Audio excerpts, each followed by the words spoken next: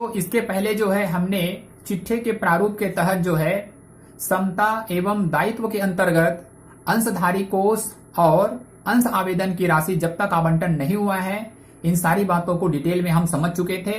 आज जो है हम दायित्व की जो हेडिंग्स है, मुख्य हेडिंग है और उसके सब हेडिंग है उसको आज समझेंगे। तो ये भी दो भागों में बटा है बच्चों, एक है गैर चालू दायित्व और दूसरा कहलाता है चालू दायित्व। गैर चालू दायित्व के अंतर्गत जो है सबसे पहले है बच्चों दीर्घकालीन उधारी, है ना। दीर्घकालीन उधारी क्या चीज है ना, वो यहां पर आप समझेंगे बच्चों। तो दीर्घकालीन जो उधार है वो एक तो हम ऋण पत्र या बॉन्ड्स के रूप में, है ना, हो सकता है। दूसरा कंपनी जो है सावधि ऋण ले सकता है, ना फिक्स रूप से ऋण ले सकता है, चाहे बैंक से हो चाहे अन्य पक्ष से हो। उसी प्रकार से जनता से भी निक्षेप अर्थात जमा स्वीकार करा सकता है, उसके द्वारा भी वो ऋण ले सकता है बच्चों। ठीक है, तो ये बातें जो है का जो जोड़ है वो दीर्घकालीन उधार के शीर्षक के अंतर्गत जो है आपको दिखाना होगा। ठीक है ना भाई। तो यहां पर देख सकते हैं इसका उधारी का जो टोटल है वो कितना आया है ना, 55,000 रुपए का यहां पर आया। इस प्रकार से उसका डिटेल वहां रहेगा और उसकी टोटल अमाउंट यहां पर आपको दिखाना होगा। ठीक है, आगे शीर्षक है स्थगित कर दायित्व, स्थगित कर दायित्व शुद्ध। ठीक है, तो ये क्या चीज है तो इसको समझेंगे। लाभ हानि विवरण द्वारा प्रदर्शित आय और कर योग्य आय का अंतर ज्ञात किया जाता है और यही अंतर कहलाता है स्थगित कर। ठीक है बच्चों, यही स्थगित कर कहलाता है। ठीक है, तो अब स्थगित कर जो है दायित्व के रूप में भी हो सकता है, संपत्ति के रूप में भी हो सकता है। तो यहां पर हम इसको दायित्व के रूप में अभी समझेंगे। ठीक है, देखेंगे क्या लिखा है इसके बारे में। लिखा है यदि कर योग्य आय लेखांकन आय है ना, जिसको लाभ हानि विवरण द्वारा प्रदर्शित हो रहा है वो वाला आय से अगर कम है बच्चों, है ना, तो इसका परिणाम स्थगित कर दायित्व होगा। कहने का मतलब ये है कि हम जो टैक्स दे रहे हैं, है ना, जिसमें टैक्स हमको देना है ना, या हमने जो दिए हैं भरे हैं वो अगर हमारा जो है क्या है बच्चों, अगर वो कम पर हमने टैक्स दिए हैं और हमको करना टैक्स जो है ज्यादा राशि पर देना था तो यहां पर एक दायित्व क्रिएट हो जाएगा, ये बता रहे हैं। जैसे कि उदाहरण यहां पर मैंने लिया है ना भाई, देखो कर विभाग और कंपनी, है ना, दो होते हैं हमारे। कंपनी में कुछ अलग रूल्स होते हैं और कर विभाग के कुछ अलग रूल्स होते हैं। इस रूल्स के कारण से भी कभी कभी जो है डिफरेंट आ जाते हैं बच्चों टैक्स पे, है ना, जो कभी हमारे दायित्व के रूप में भी बन जाता है और कभी वो संपत्ति के रूप में भी बन जाता है। ठीक है, तो यहां पर दायित्व के रूप में हम समझ रहे हैं। देखिए, मूल्य ह्रास से पूर्व का लाभ 50,000 दिखाया है। मूल्य ह्रास की दर है 20%, आयकर विभाग बोलता है उस संपत्ति पर, और कंपनी ने जो है उस पर 30% की दर से काट लिया है। ठीक है, तो मूल्य ह्रास की रकम 20,000 के हिसाब से बच्चों 10,000 होता है और 30% की दर से जो है 15,000 रुपए होता है। तो यहां पर आप देख रहे हैं इस प्रकार से उसको घटाने के बाद आता है कर योग्य लाभ। तो इधर आ रहा है 40,000, है ना, और कंपनी के लिए आ रहा है 35,000 रुपए। तो भाई वो कंपनी 35,000 पर टैक्स पटाएगा वहां पर, लेकिन आयकर विभाग के हिसाब से तो उसे 40,000 पर टैक्स पटाना चाहिए था। ठीक है ना भाई, तो कम पर टैक्स पटाया है। ठीक है ना, उसके टैक्स की राशि भी यहां पर लिखा है, देखो 4,000, अगर ना 10% हमने मान के चले हैं टैक्स जो है, तो 4,000 और 3,500। तो कहने का मतलब यहां पर 500 रुपए का जो है कम टैक्स पटाया है, जो क्या कहलाएगा, जो कहलाएगा स्थगित कर दायित्व कहलाएगा बच्चों, है ना। तो इसको आने वाले समय पर जो है उसको भुगतान करना ही पड़ेगा, चुकाना पड़ेगा, इसलिए एक दायित्व का निर्माण होगा यहां पर। तो इसको कहा जाता है, ठीक है, कर स्थगित कर दायित्व। तो ये आपको समझ में आया होगा। ठीक है, तो इस प्रकार यहां पर जो है स्थगित कर दायित्व के रूप में आप जो है 500 रुपया से दिखाए हैं उदाहरण के हिसाब से, तो ऐसे आपको दिखाना होगा।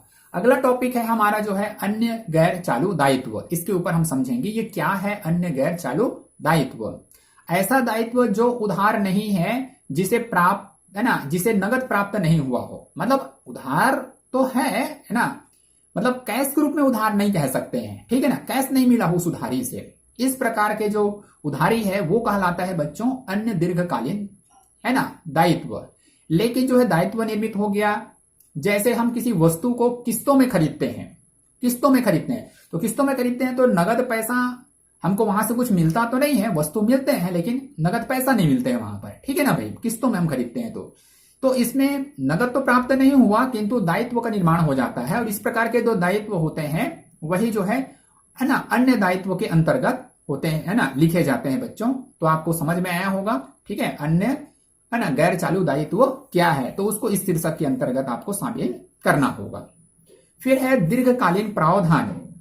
अभी क्या है दीर्घकालीन प्रावधान, तो देखेंगे भविष्य के दायित्व जिनकी रकम पूर्व से निर्धारित नहीं की जा सके, ऐसे दायित्व को पूरा करने के लिए रखी गई रकम दीर्घकालीन प्रावधान, है ना, कहलाते हैं, है ना, जो चिट्ठे की तिथि से 12 माह से अधिक या संचालन चक्र की अवधि के बाद देय हो। ठीक है, तो इस प्रकार के जो दायित्व है बच्चों, जिसका फिक्स अभी हुआ नहीं है लेकिन भविष्य में, है ना, उसको हमको देना होता है, तो इस प्रकार के दायित्व को कहते हैं, सॉरी, इस प्रकार के जो प्रावधान है उसको हम, है ना, दायित्व भी कह सकते हैं, भविष्य में देना है जिसको, है ना, तो उसके लिए हम पहले से ही व्यवस्था करते हैं, वो दीर्घकालीन प्रावधान कहा जाता है। जैसे कि उदाहरण यहां पर लिया गया है ना, क्या है, कर्मचारियों के हित संबंधी प्रावधान या अन्य प्रावधान। कर्मचारियों के हित संबंधी प्रावधान का मतलब ये है कि कर्मचारी हमारे पास इतने वर्षों से काम करता है, तो उसके लिए हम कुछ पैसा निधि बना के रखते हैं, ठीक है, हम उसको ग्रेजुटी की सुविधा देते हैं, पेंशन की भी सुविधा कुछ कुछ जगह पर देते हैं। इस प्रकार के जो चीजें होता है बच्चों,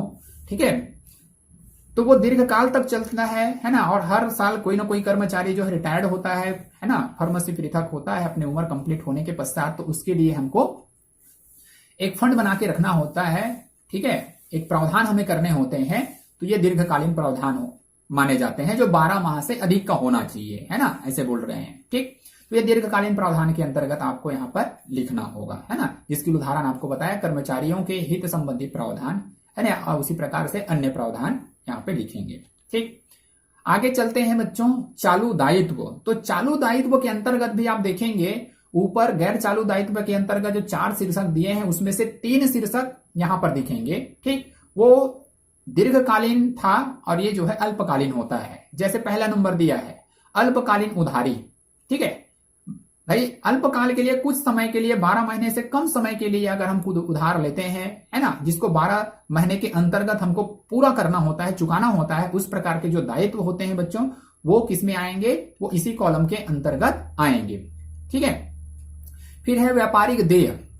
व्यापारिक देय किसको बोलेंगे, है ना भाई, तो व्यापार के अंतर्गत जिसको 12 महीने के अंतर्गत हमको देना है वो व्यापारिक देय है। जैसे इसके अंतर्गत आप लिख सकते हैं लेनदार है ना, और देय विपत्र है, तो इसकी राशि जो है व्यापारिक देय के अंतर्गत जो है आएंगे, ठीक। आगे देखेंगे अन्य चालू दायित्व।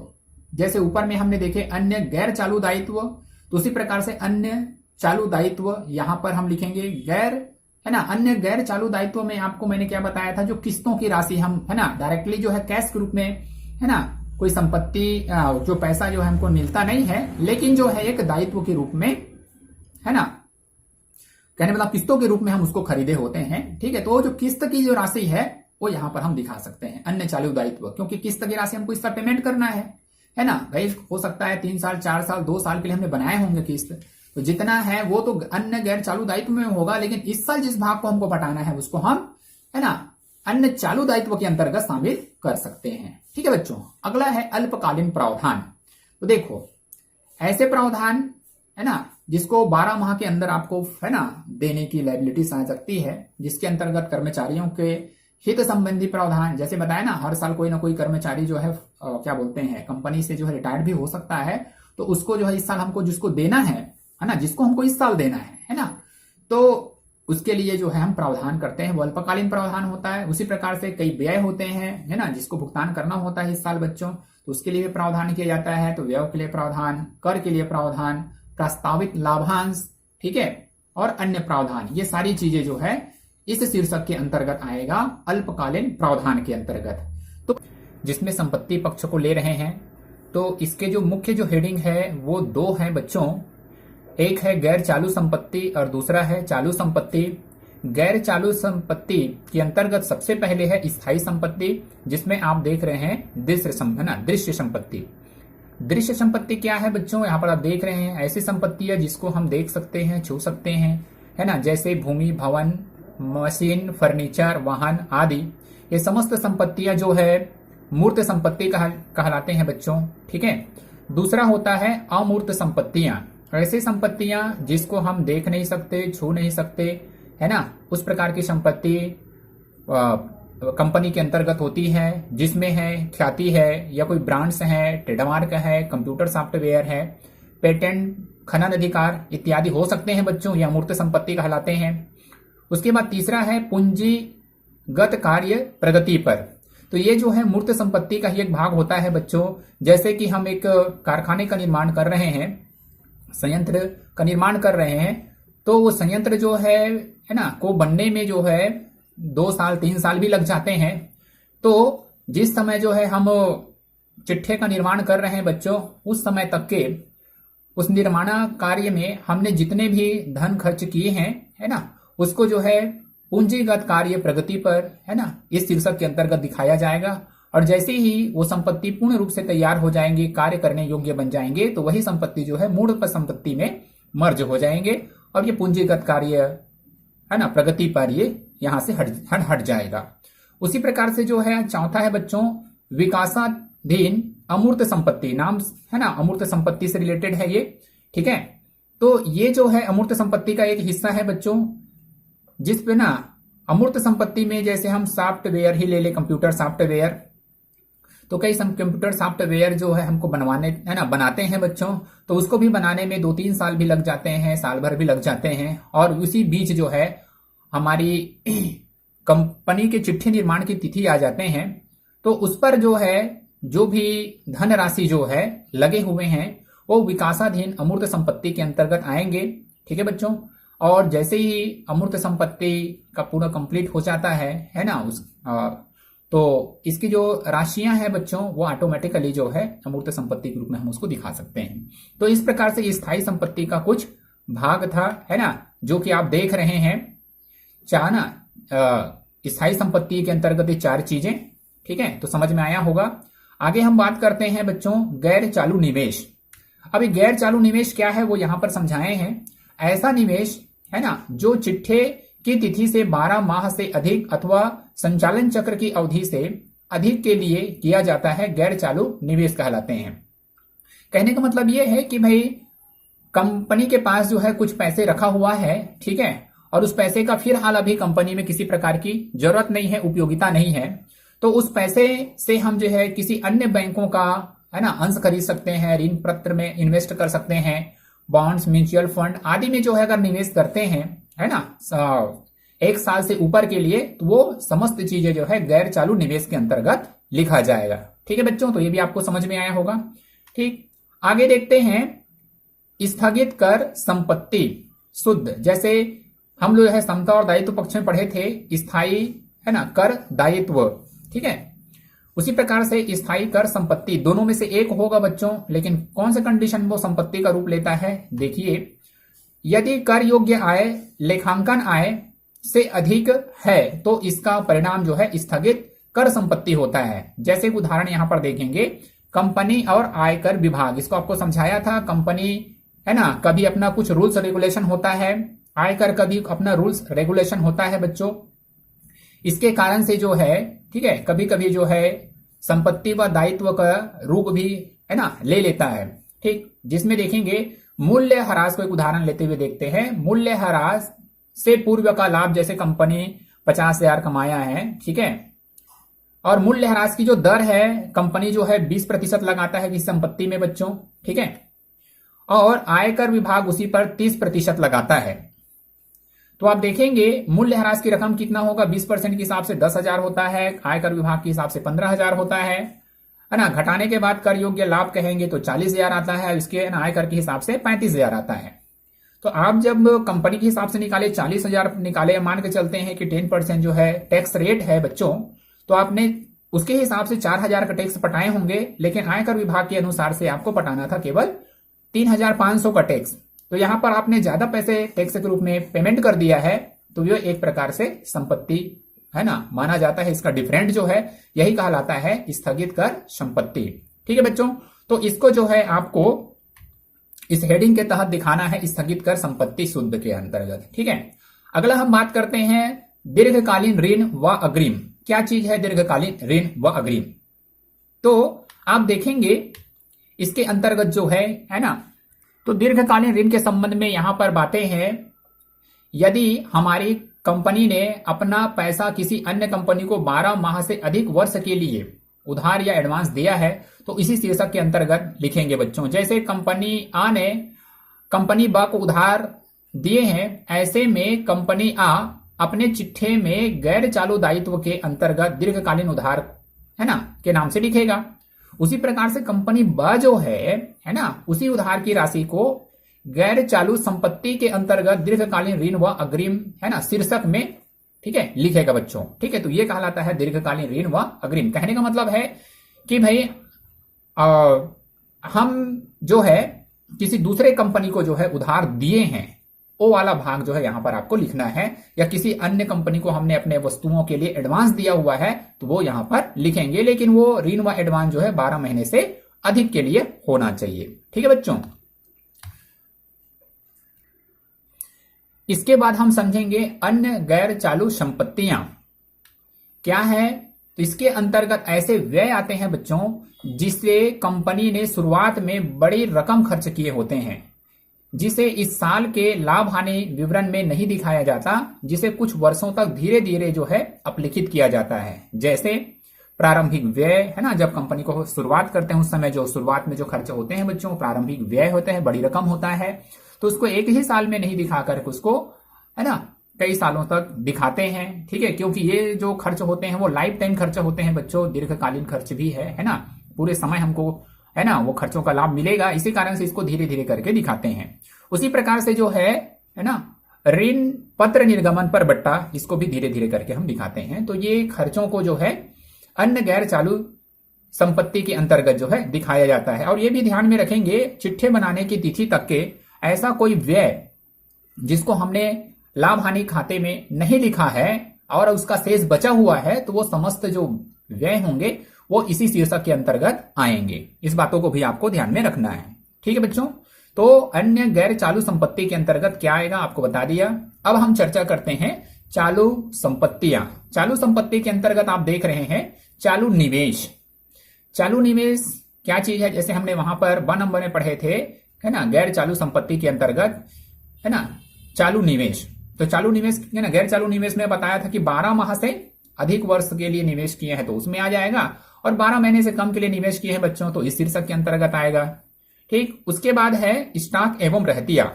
ठीक, स्टॉक एवं रहतिया क्या है, तो स्टॉक एवं रहतिया मतलब हमारे कंपनी में जो है कुछ माल है ना रहते जाते हैं है ना, चाहे वो अर्ध निर्मित हो, निर्मित हो है ना, या बिकने से रह गया हो, या उसी प्रकार से हमारे कंपनी में विभिन्न प्रकार से टूल्स होते हैं बच्चों है ना, वो समस्त चीजों का स्टॉक एवं रहतिया के शीर्षक के अंतर्गत आएंगे।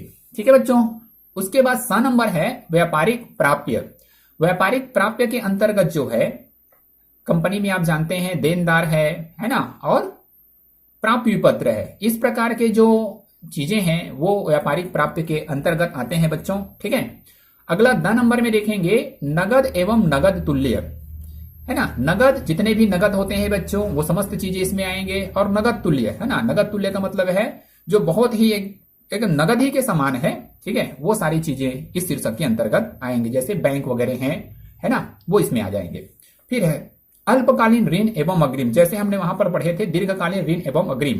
कहने का मतलब ये है कि हमने किसी कंपनी है ना को एडवांस दिए थे या उधार दिए थे है ना, तो वो जो है अगर 12 माह से अधिक है तो दीर्घकालीन ऋण और अग्रिम है, और वही जो है 12 महीने से कम है बच्चों तो यहां पर अल्पकालीन ऋण व अग्रिम के शीर्षक के अंतर्गत उसको दर्शाएंगे। ठीक है, उसके बाद लास्ट में आता है अन्य चालू संपत्तियां।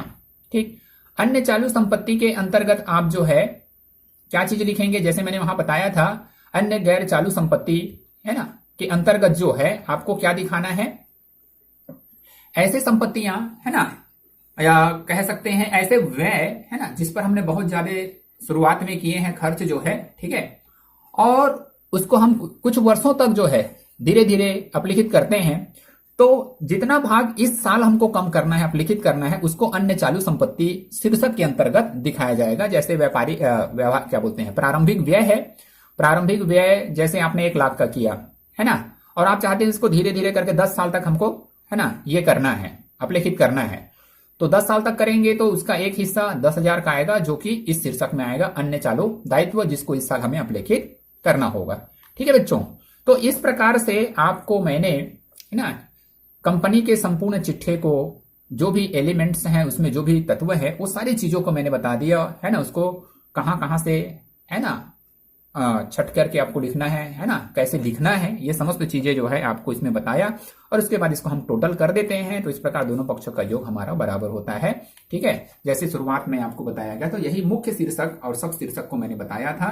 तो एक बार फिर से यहां पर देख लेते हैं, है ना। समता एवं दायित्व एक पक्ष होता है, दूसरा होता है संपत्ति। समता एवं दायित्व के अंतर्गत जो है अंशधारी कोष, दूसरा होता है अंश आवेदन की राशि जब तक कि आवंटन नहीं हुआ है, तीसरा है गैर चालू दायित्व और चालू दायित्व। ये चारों चीजों का योग जो है वो समता एवं दायित्व पक्ष का योग, है ना, कहलाएंगे। और उसी के नीचे हम जस्ट बनाएंगे संपत्ति, जिसमें गैर चालू संपत्तियां और दूसरा कहलाएगा चालू संपत्तियां और इसका योग। तो इस प्रकार से जो है कंपनी अधिनियम 2013 के तहत जो है कंपनी के चिट्ठे का प्रारूप दिए हैं बच्चों, और इसी प्रारूप के तहत जो है आपको भी कंपनी के चिट्ठे को निर्माण करना है। ठीक है बच्चों, ओके।